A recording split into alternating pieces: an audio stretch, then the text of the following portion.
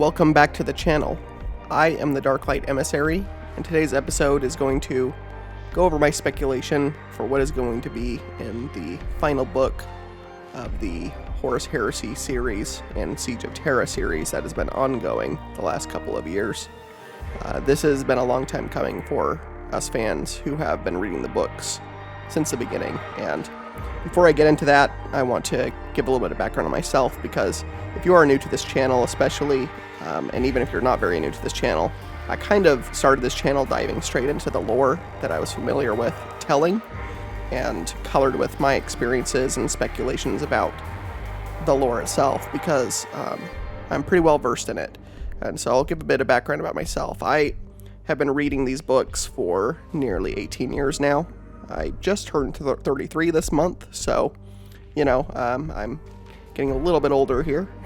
I'm still considered young, I guess, but I am 33, and I came across Horus Rising, the first book in the Horus Heresy series, in a Barnes & Noble, probably either the year of that it came out or year after.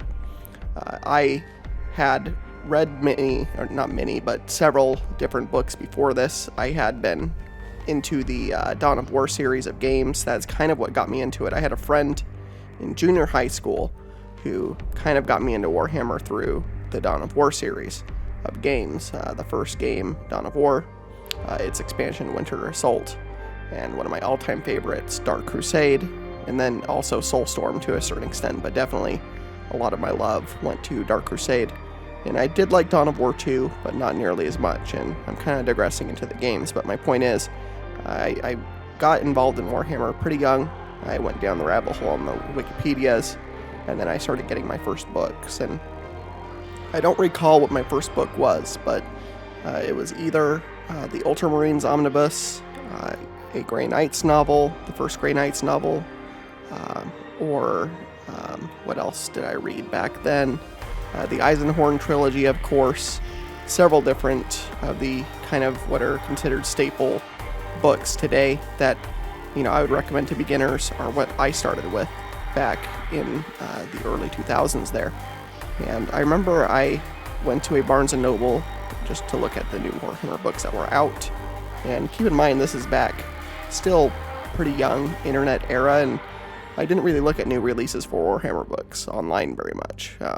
There wasn't really an easy place back then to see it super clearly, or at least I wasn't looking that way. I would just go to Barnes & Noble and see what was out and, you know, look at the covers and find interest in them. And based upon the cover and the back of the book, I would buy that book and read it. And one day at Barnes & Noble, I came across the Horus Rising book, and I looked at it and I read it and I was like, wait, this takes place before the current 41st millennium, and it's about the Primarchs? Is Horus actually in this? I was kind of dumbfounded and kind of shocked to learn that the Primarchs would be in this book, or in this series of books. I was like, is the Emperor going to be in this? So obviously my interest was piqued at that point, because all the other books, you know, they kind of mention the Primarchs in hushed whispers and tones, you know, they're in the far past. Except for the Ultramarines Omnibus. In that book, we do actually have Uriel Ventress, the main Space Marine that book follows, go to the shrine of Robout Guilliman, and I remember finding that really cool. Like, wow, he's like in the presence of this godlike being who, you know, is currently in stasis, but he's right there in front of this Space Marine who's, you know, kind of there to show his obeisance to his fallen Primarch father. And I just found that very interesting, and I've always kind of had wanted to see books with them in it. So I've been keeping up with the Horus Heresy since the beginning, basically, and I have read each book as they've been released. There's only been a couple I've not read, mostly due to, at the time at least, people saying they weren't very good. I'll probably have to go back and reread them at some point, but it's only been maybe 2 or 3 books out of the entire series that I have not read. So I've been pretty invested in this series for a long time, and I am both happy and sad to kind of see it concluding, although it needs to conclude at some point. As many people have pointed out, especially if you go to like the 40k lore subreddit or other communities, it's been a bit bloated in some regards, and I do agree with that to a certain extent, even if I've enjoyed most of the journey for the last, years that it has gone onwards. We are actually closer to 17 years since this series has started that it's ending now. So, it's about time for it to come to an end, and I'm looking forward to it. So, anyway, mostly I just brought this up at the beginning here, just so you can, get a gauge for where I'm coming at from this book and why I'm excited for it, and also, what my speculations will mean to you, that I didn't just pick this up willy-nilly or anything like that. My opinions are my own, though, and my speculations are my own, and I don't know how long this video is going to be. It's going to be fairly unscripted and just me kind of speculating on what I want to see from this book and what I think will be in the book. I'm probably going to disable comments for this video only because there are a few trolls out there that found a leaked copy of this book. Apparently an EPUB got leaked, and there's been some people going around to some of the communities and trolling everybody by releasing some of the information from the book out into the wild. And what I don't want to happen is have this video attract some of the trolls to post that in the comments. I don't want to have to police those comments and delete those, because I will have to read those comments and have the book spoiled for myself. So I'll probably disable comments for this video just to keep away from that, not really to, stop anything else, just so you know. So this book, I'm not entirely sure what's going to be in it. It's called Volume 1, so we aren't sure exactly what we're going to get out of it, I suppose, or where it's going to cut off. Is it going to cut off when they first get onto the Vengeful Spirit? Is it going to cut off with them about to teleport to it, that being the Emperor and Rogal Dorn and whoever else goes with them up to the Vengeful Spirit? Not sure. So not sure where it's going to end, or even where it's going to really begin. I suppose it's going to begin with the final forces held up in the Eternity Gate area of the Inner Palace, holding back the hordes, with the last of the Custodes being there. We know some of the Custodes go with the Emperor and Sanguinius and Rogal Dorn up to the Vengeful Spirit. And we know that the shields are dropped at the Vengeful Spirit, supposedly by Horus in the old lore, in the background setting lore. Horus releases the shields, letting the Emperor know it's time for them to settle this, and Horus is kind of trying to beat up against the clock with the Ultramarines, Dark Angels, and Space Wolves, and other loyalist elements making their way to Terra to finally put an end to the threat of Horus's betrayal. But what we don't know are some of the particulars and the details, and some of the things they've set up in the Siege books and Wider Heresy are going to hopefully be resolved in this volume, and I assume a Volume 2 to conclude everything, either later this year or early next year, similar time to this book being released. One of the things I hope we see resolved is, for certain characters, like what's going to happen with Loken, Garvia Loken of the Luna Wolves. He's currently with Euphrates Keeler. What's going to happen with Euphrates Keeler as well? Her being one of the original saints of the Emperor, the original, basically, probably going to help found the Ecclesiarchy. If I'm going to speculate, I'm going to guess that at least Euphrates is going to survive the heresy and go on to help found the Ecclesiarchy, which, if you know anything about, is a very powerful organization in the current Warhammer setting. They're a very powerful arm of the Imperium, very influential, and a lot of the rise of the God Emperor of mankind, a lot of his power is derived by worship from this arm, and can root back to Euphrates Keeler having founded that in the early days after the Horus Heresy ends, I imagine. So we're going to see that. Loken, I think people assume, is going to die on the Vengeful Spirit confronting Horus again, that he might be the Marine or soldier or custode, whoever it is that gets killed by Horus and turns the Emperor from trying to turn his son back to the light to finally just outright obliterating his soul. A lot of people think that will be Loken, and it's certainly possible. I don't know for sure if that's going to be the case. It's possible that Loken might be the one to confront and hold Abaddon back from getting to the bridge, getting to that fight in time to try to turn anything against the Emperor. There's also some speculation, I remember reading a little while ago, that Abaddon might be the one who turns off the shields and wants the Emperor to show up. Because, interestingly enough, with Abaddon, if you've been reading these books, and if you haven't been and want to know, Abaddon despises chaos at this point in time. He's not anywhere close to Abaddon, the despoiler that we get in later novels in the 41st millennium. He took thousands of years to come around to that point of view, at very least, that he could use chaos at very least. So at this point, he has been witness to what has been done to Horus, what he has been turned into, and he despises it. He hates it. And so there's been some speculation perhaps Abaddon is the one that turns off the shields to try to get the Emperor to come up and put his father out of his misery, because, Abaddon does not like what is going on there. That'd be interesting if that was the case. There's some speculation of that. I think personally, my speculation is that Loken might delay and duel him again as a return to a follow-up to their confrontation against each other way back on Istvan 3 during the Galaxy in Flames novel. That Abaddon and Loken will fight again there, and that it'll be a kind of a stab in Abaddon's eye that he was delayed by, his failure to kill Loken years earlier in this final confrontation on the Vengeful Spirit. Pure speculation by me that that's a possibility, but I guess we'll see on that. Another thread that might reach its conclusion or close to it in this book is going to be what happens to Alanius, or Ol as he's called, who's a perpetual and former friend of the Emperor and was his first war master during the Tower of Babel era.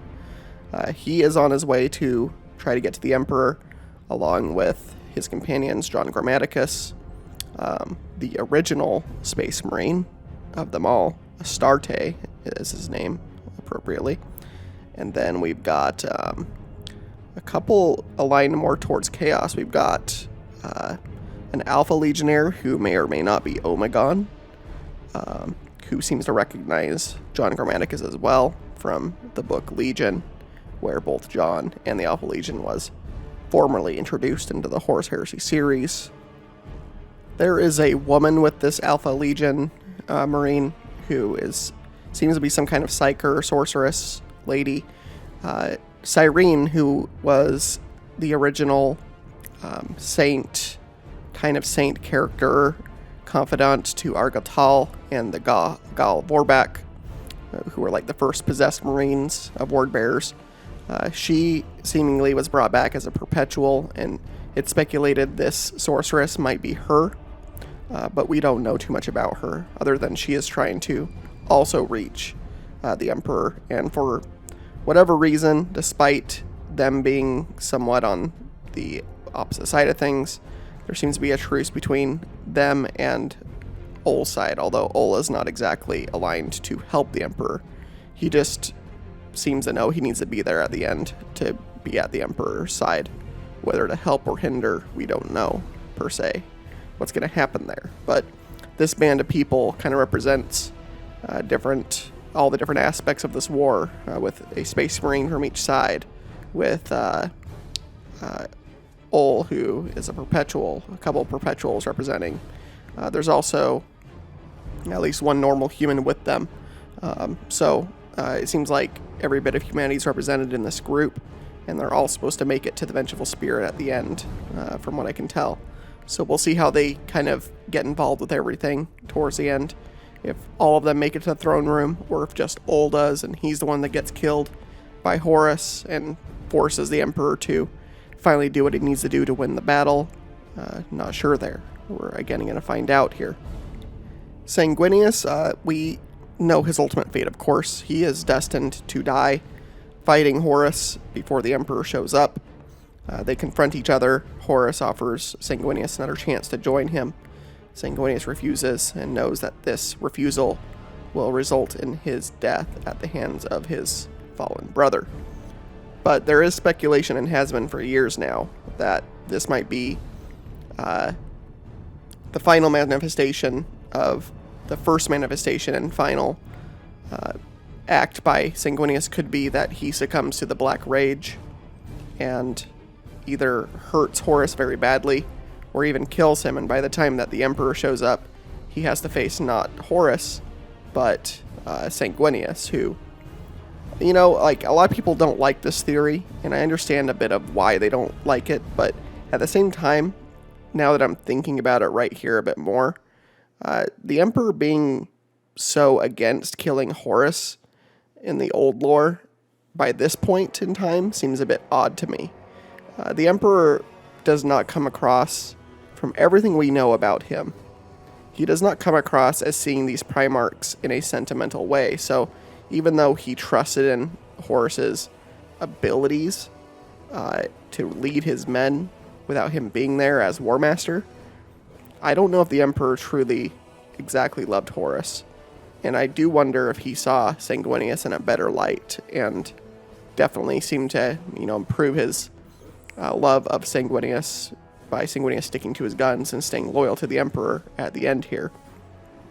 I could almost see the Emperor trying to stop Sanguinius at the end, like being like, hey, you killed Horus, you know, like, stop trying to fight me, you know, and get it. And Sanguinius being a very powerful warrior himself, a psyker that's pretty powerful, all those things considered, him possibly dealing some kind of mortal blow to the Emperor would certainly be more tragic with their victory so close versus it being Horus. Although, again, like, that's not really what the main lore in the past has said, and I do feel like they're going to try to keep those main beats pretty honest. I don't think they are going to try and subvert our expectations right here with this final battle.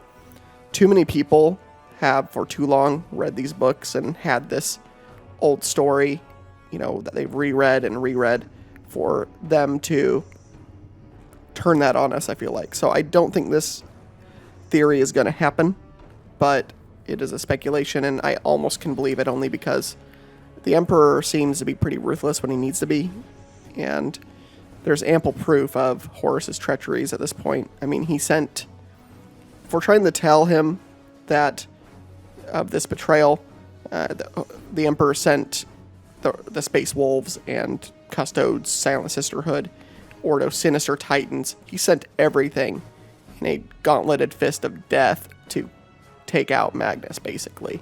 I mean, he was supposed to bring Magnus back in chains, Russ was, but the Emperor had to have known what he was sending out as a reprisal for doing that, you know, let alone everything else that Horus did for the rest of the heresy.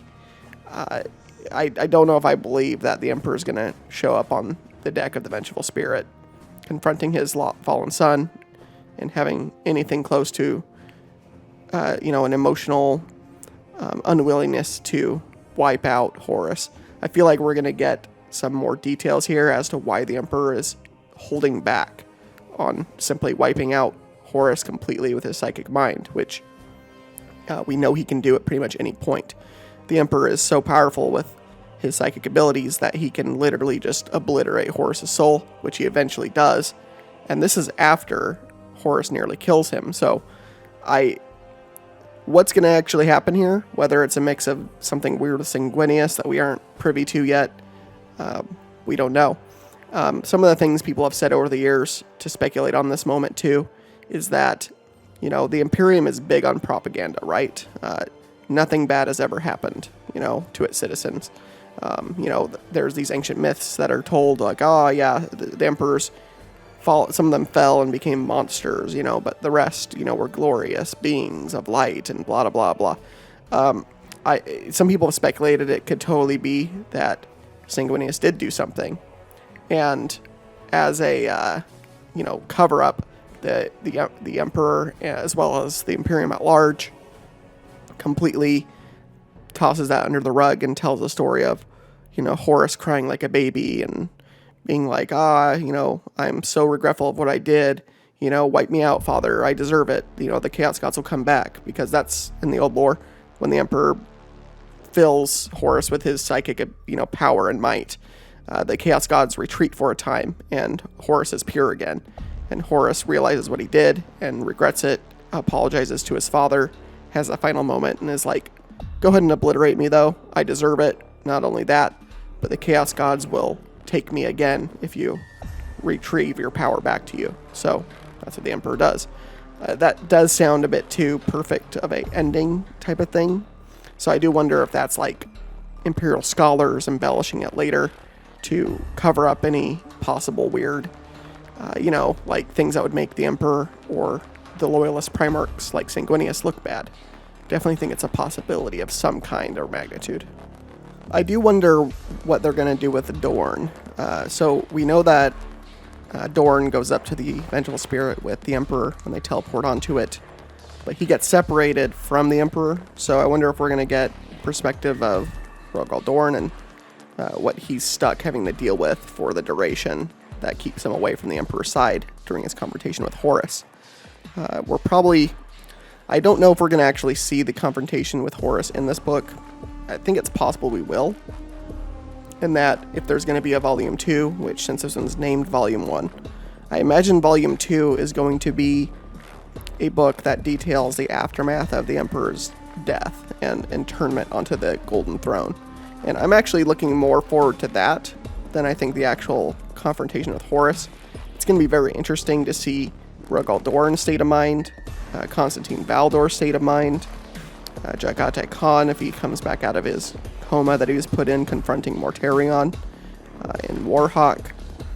It's going to be interesting to see what these loyalist forces are like after they fail in protecting the Emperor completely, and to kind of see Dorn's passive and very granite foundation kind of shooken and shattered, to see what he's going to be like, to see how he greets Robot Goleman and his reprisal fleet, to see how the Lion is received, to see how Russ is received, all the loyalists coming back to have a council of Primarchs to determine the fate of the future, and to see who's going to be pointing fingers at who's going to be the peacemakers here, who's going to bring stability to the Imperium for the long term here.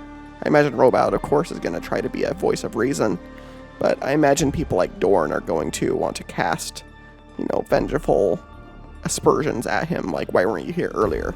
Why didn't you come with Sanguinius? If you would have come with your might earlier, this would never have happened, Trying to do that wishful thinking sort of thing might occur. It's going to be interesting to see how... I really hope we get that discussion between the Primarchs, and that debate, that council between them is what it's going to be like in Volume 2, if that's where they're gonna take it, and then into the beginning of the Scouring era, where these Primarchs take their fleets out to chase away the remnants of Horus's forces into the Eye of Terror, and getting books set in that era. So it's gonna be interesting to see if we get them as a council with each other without Malcador's meddling. Malcador will be gone because, if you know the story, Malcador sits on the throne while the Emperor is fighting Horus to keep the tides of chaos back from the Chaos Gate, the Webway Gate underneath the Imperial Palace. And Malcador can only do it for a couple of hours, I assume, is what the Vengeful Spirit part takes. Malcador then is basically disintegrated, consumed by the throne. He's a very powerful psyker, but still not in the class of the Emperor, and no one is. So Malcador is gone by this time, so he's not there to be in this debate or to be a stable hand for the Imperium moving forward. It's going to be interesting to see what any future High Lords of Terra have to say to these Primarchs and these loyalists. What were we going to do now that the Emperor is, not able to give his orders anymore? Who has the right to rule here? Is there going to be a struggle between the Primarchs and the High Lords? Is there going to be discussion on that to determine if a civilian government can be trusted in this power, or if the Primarch should lead, or if there's going to be civilians saying, hey, you Primarchs started this, your brothers caused this and fell to chaos, and some of them are still out there. What about you? None of you are trustworthy. We know some of that goes on a little bit. I remember reading some lore about the era right after the Horus Heresy that at some point even the Imperial Fists were fired upon by some jumpy naval commanders, because just for a while Space Marines in general were kind of not trusted even though, the Imperial Fists fought and died just as much as any loyalist did to defend against their corrupted brethren. But we know some of that kind of happened, so it's going to be interesting for me, at least. My interest is going to be in that friction between the internal forces of the Imperium and how are they going to resolve that and somewhat stabilize into the orbit that we get that's kind of slowly decaying over the next 10,000 years and gives us the modern Imperium as it is in 40k. I think all of that's going to be interesting to see, and I am looking forward to that much more than I think what we will get in this book, which is probably going to be a lead up and then on to the Vengeful Spirit and trying to tie up some of those storylines to get there. Final confrontation with Horus, and then perhaps, bringing the Emperor to the Golden Throne is the end of this book. And then the end of this book will be Robout showing up with his, Legion, and the Ultramarines showing up, and Dorn, maybe looking up in the sky and seeing that fleet show up, and, it's saying, like, he didn't see, have any relief seeing that fleet. He had nothing but anger in his heart towards them or something like that. I wonder if we're going to see that as, like, the change in Dorn. Like, his coldness, his resolve, having been tested to the extreme, if he's going to have a vengeful, almost angry urge to lash out at his other brothers who were not there to defend the Imperium when they needed it hit them most. I'm wondering about that. So, a couple of other loose threads that we are looking at as well are going to be like Nathaniel Garrow. What is his ultimate fate? We really don't know yet. Last we really saw of him, he almost killed Abaddon in the Saturnine Gambit, where pretty much all of the first company of the Sons of Horus were wiped out in trying to find a weakness into the palace. Garrow was there, and that's really the last we saw him. So we got him as a Knights Errant of Malcador, along with Loken, and there's a couple of other Knights Errant who did not become the founding members of the Grey Knights chapter. Loken refused that charge that he was given by Malcador and the Emperor to go find Keeler and become her knight, basically, protecting her from harm. And Nathaniel, we don't know what's going on with him right now, really. And there's a few other Knights Errant out there. It's going to be interesting without Malcador being there as their leader. What is going to happen to the Knights Errant? I am actually kind of interested in the remnants of them. What is going to happen to them? Are we going to see them become the foundation of a chapter we never realized they were the foundation of? Or are they all going to kind of go off on their own? Some kind of penance journey, that they weren't there to save the Emperor either. I'm not sure, but I do want to see if there's any kind of conclusion to the Knights Errant and the remaining members. Loken, we might see, as previously mentioned, confront Abaddon or confront Horus, but Nathaniel is a bit less certain. Mortarion's out of the picture. We do have Typhus still there, and the rest of the Death Guard, though, so maybe Nathaniel will seek them out, but Nathaniel doesn't seem to be as interested in his former legion as Loken is, for example. So perhaps Nathaniel, being like very much an emperor's subject, will find some other purpose for himself that we are not aware of yet. And I'm going to have to apologize for the last little bit there. I went and looked at the latest novels and realized I had missed a novella with Nathaniel Garrow in it. Spoilers ahead if you don't want that, but apparently Nathaniel did die confronting his Primarch, Mortarion, before Mortarion fought Jagate Khan in his duel. So apparently Nathaniel's story arc is over with. So he's one of the first martyrs of like the Imperial Church, basically, is kind of what I'm seeing here. So apologies for that. Apparently his storyline is done, but Loken's still is not. So we're going to see what happens with Loken next. I feel like one of the characters that has been most interesting in the Siege of Terra novels, that was introduced to us in the Siege of Terra novels, has to be Katsuhiro, who is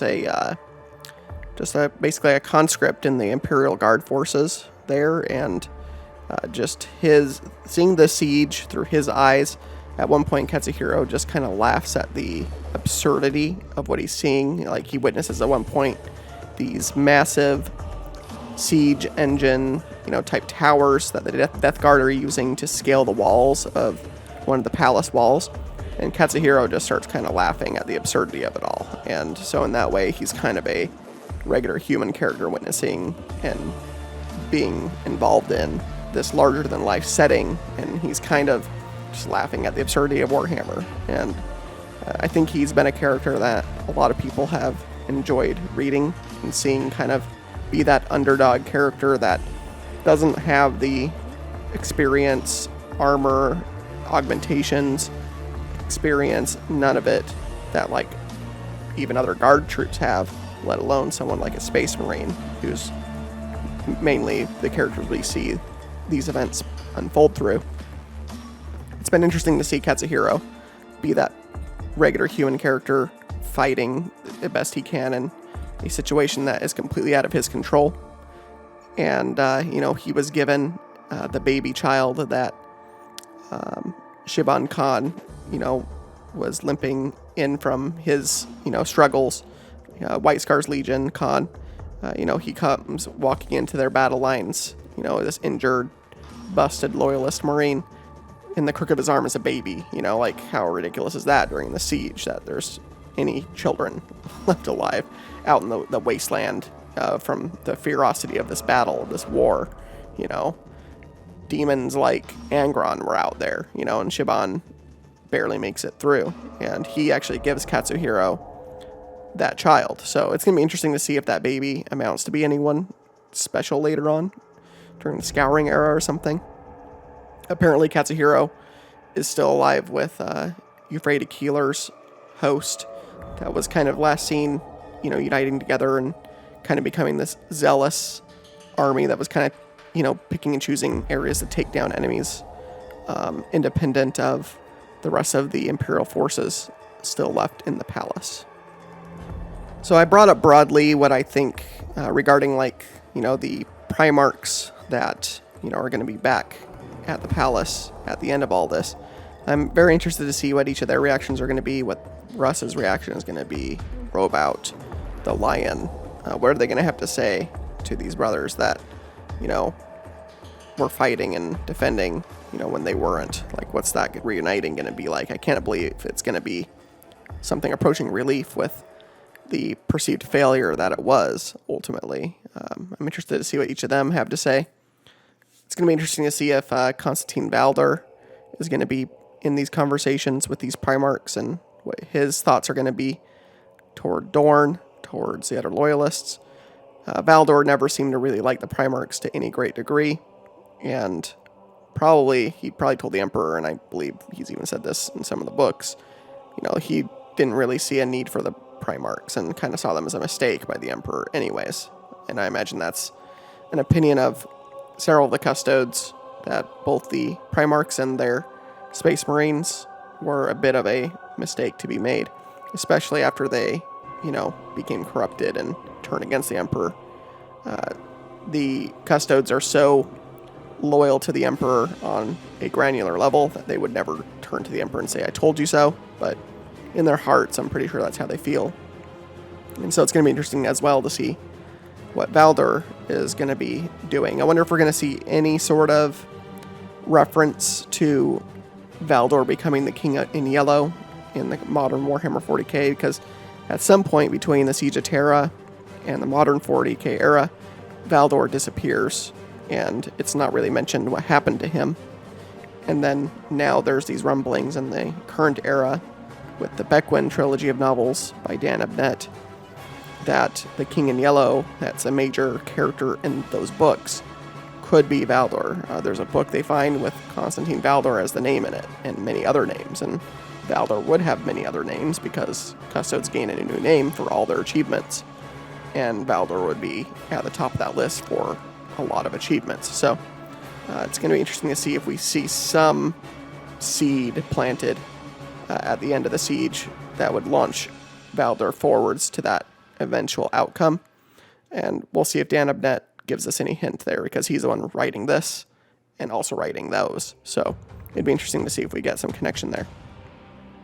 So I don't really have too much else to say. I was looking at the book cover for the first book coming out here, and I did see that there's a book cover for the second novel, and I did not realize until researching for this video that that novel cover was out, and that cover shows Sanguinius confronting Horus. So it seems like the first volume is going to set up the final confrontation, or they're just using the cover art to punctuate again that final confrontation we've been teased on for so many years now at this point. So either that second volume is going to happen with the battle and then the aftermath of it, and this first novel is going to get us to the Vengeful Spirit and cut off there. Not sure, but I'm sure hoping they don't take... I mean, apparently the second volume is written, so I surely hope they don't take a ton of time to get us the second volume. I'm hoping later this year, or at the very most this time next year, to release that. If it's truly done, they need to give us the finality to this series. We've been waiting a decade plus. Let's get this done, you know?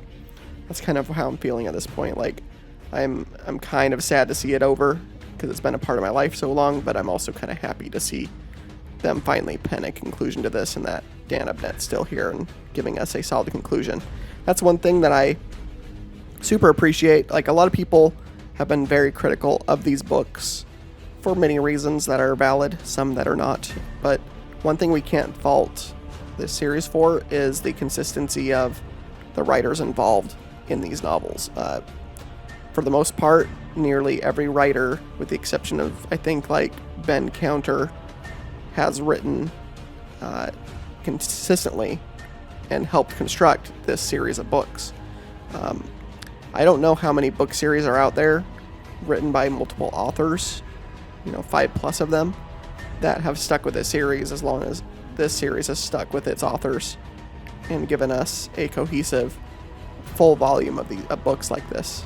That's kind of amazing in some ways. Like, there's so many cases of books never being finished, like the Game of Thrones novels, or other authors who died, like Tolkien, when the Silmarillion never got really finished. What we have of that is notes that were kind of published from Tolkien to get us that novel. And so, of course, I don't think that the Horus Heresy books are on the level of like some of that higher level stuff like Lord of the Rings per se, but that being said, I can appreciate that somehow they kept all the authors on, and those authors have been talking to each other and helping to keep this alive, and that doesn't always happen, and it wouldn't have happened if we as fans did not buy these books and make these successful for Games Workshop to want to keep making for us. So I do have to show some level of appreciation for that consistency and that ability for it to keep going. I mean, we see plenty of things throughout media that crash and burn very fast in TV shows and things like that, and with like the Warhammer show coming out with Henry Cavill, we don't know how well that's going to be, with it not being created directly by Games Workshop or being as closely monitored as the Horus Heresy novels. We don't know what the quality of that will be. We need to be cautious about that. But again, I'm digressing a bit. My point is, I'm very happy overall with what we've gotten from these books and learned about these Primarchs and these early legions of Space Marines. I definitely have come to appreciate the legions a lot more than the chapters later on. I feel like chapters of 1,000 Marines are kind of boring in comparison to a full legion of Space Marines, which is why so much of my content has focused on Space Marine legions and their makeup and configurations, because I just find them way more interesting to me than a quote-unquote measly group of 1,000 Marines in a chapter. It's like, yeah, that's a lot of Marines still, but it's a chapter, and chapters are kind of, at least in my opinion, they're all kind of somewhat the same and boring in a lot of ways. And legions actually seem to have a bit more culture and variety to them, at least for me. So I've actually really loved this series, and I'm looking forward to its conclusion, whether it's this year, beginning of this year and end of this year, or beginning of this year and the beginning of next year, which will bring us to, 17, 18-ish years since this series has been going. So I'm looking forward to it, and I'm looking forward to what comes next as well. I'm hoping they jump straight into the Scouring and give us some novels that tie up some loose ends there, like Sevatar, the Night Lords. His fate is still unknown, and I would like to see his story concluded, along with some other characters that I think we won't see conclusions to until the Scouring era happens. And so that's really all I've got to say on this. Bit of a longer video, but I just want to get my thoughts out there before this book drops. I'm supposed to be getting the hardcover of this on Tuesday when this is released, but who knows? I'm getting it through Amazon shipping, so we'll see if it shows up on time. The last book I got through them was the Last Siege book, and that one did get delayed for a little while, so I ended up having to get the digital copy to read it on time. So hopefully I won't have to do that this time, but only time will tell at this point. We'll see if it gets shipped. It supposedly is going to be shipped on time this time. Let's hope so. So, as always, please leave a like if you like this video and this speculation. Please subscribe if you have not yet. I would love to see you join this community. That's small but growing. And as always, bring your light into the dark places. And I will see you in the next video. And I hope you have a great weekend and great rest of this year. And I hope to see you on my future content that will be out. We still have the Legion series to finish for tactics and strategies. Up next is going to be the Emperor's Children. I just haven't had much time with work to get that done. But I wanted to do this to get this ahead of the book release, to just kind of get my thoughts out there, what I've been thinking about over the last few months and last few years for these final books to capstone the series. So thanks a lot for your time, and we will see each other again very soon. Thank you. There is no way out. The walls have fallen, the gates are breached, and the defenders are slain. It is the end and the death. After 7 brutal years of civil war, the War Master stands on the verge of victory. Horus Lupercal, once beloved son, has come to murder his father. The Emperor, a shining beacon of hope to many, an unscrupulous tyrant to others, must die. The lives of uncannibal numbers have been extinguished, and even Primarchs, once thought immortal, have been laid low. The Emperor's dream lies in tatters, but there remains a sliver of hope. Now, at the final hour of the final day, the Emperor rises. With him come his angel, his Praetorian, and his captain, all determined to enact terrible vengeance. Yet the hope is slim, for the War Master sees all, and knows all, and the ultimate victory of chaos is at hand. There is no way out.